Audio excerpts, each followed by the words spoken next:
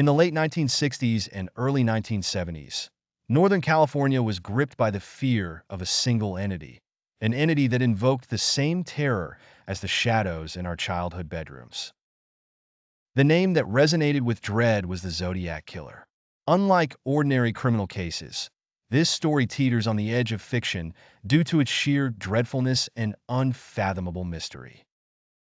The Zodiac Killer was a self-proclaimed title for an unidentified serial killer who claimed to have murdered at least 37 people, but was confirmed to have killed 5 victims.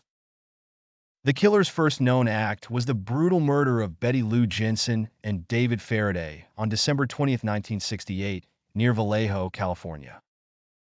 This crime marked the beginning of a string of heinous acts characterized by brutal violence, cryptic messages, and an inscrutable motive. The Zodiac's modus operandi deviated from the stereotypical serial killer profile.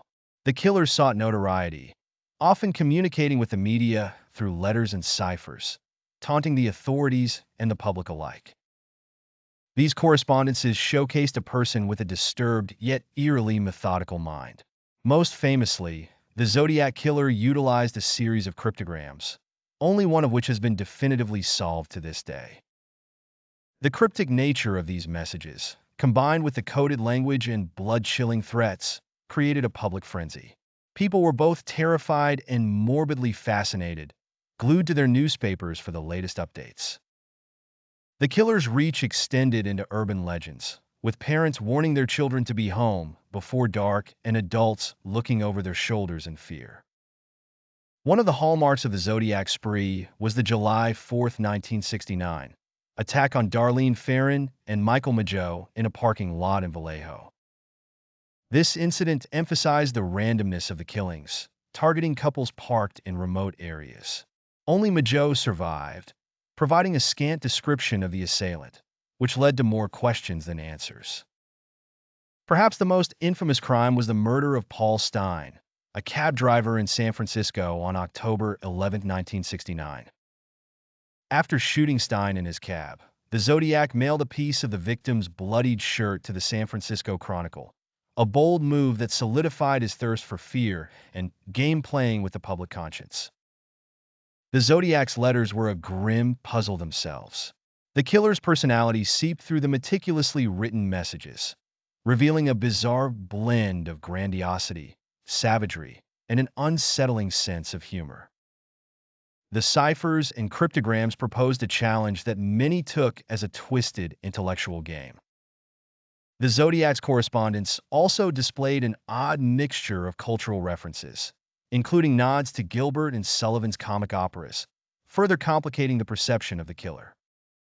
Investigators from multiple jurisdictions were involved, but despite the collaborative effort, the Zodiac eluded law enforcement. This glaring inability to capture the Zodiac increased the public's fascination and fear exponentially. The investigation encountered false leads, hoaxes, and a labyrinth of dead ends. Several suspects were brought into scrutiny, but no concrete evidence linked them conclusively to the crimes.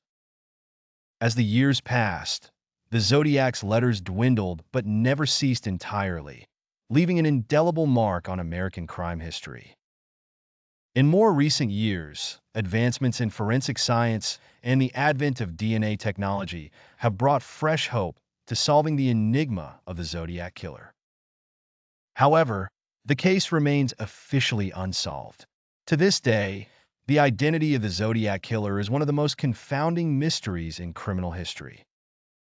A chilling reminder of the shadows that once walked among us, hunting with impunity and vanishing like mist, leaving a legacy of fear and morbid curiosity. It's a tale that frightens not just because of what happened, but because of what remains unknown. Proof that sometimes the most terrifying thing is the darkness just beyond the reach of the light.